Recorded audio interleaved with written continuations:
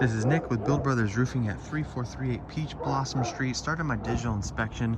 We are on top of a concrete S-tile roof.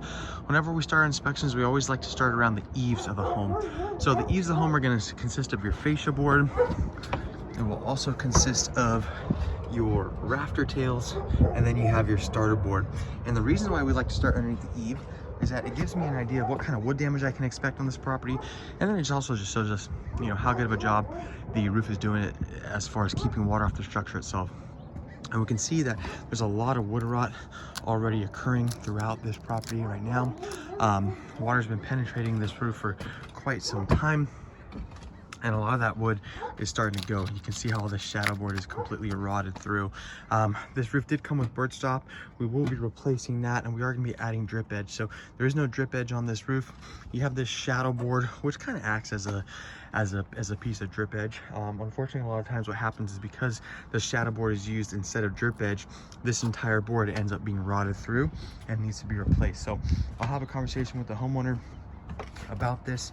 A lot of times what the best solution would be just to get rid of that shadow board altogether, which would be a good idea because a good amount of the fascia board is going to need to be replaced as well. I went ahead and pulled this tile just to give the homeowner an idea of what the condition of the underlayment is in. The underlayment is the most important part of this roof. You have your concrete tile.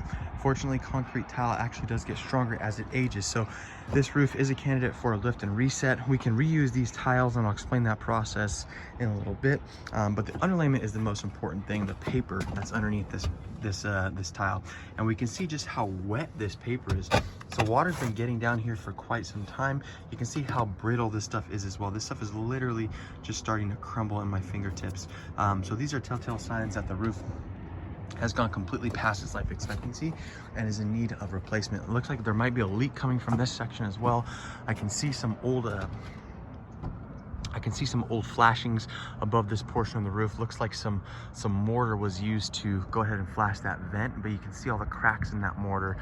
So again, those penetrations will need to be reflashed and done properly.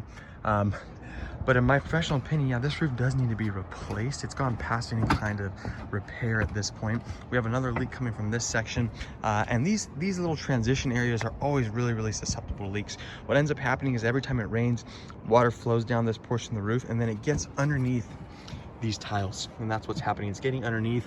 You can see that the mortar capping is starting to crack as well, so water's getting underneath there as well, and it ends up sitting and getting underneath this portion of the roof, and that's why we have this whole tarp right here. So when we do this roof, we're going to go ahead and redo that properly. Again, all this wood is completely damaged. You can see just how soft this stuff is. My finger just kind of goes right through it.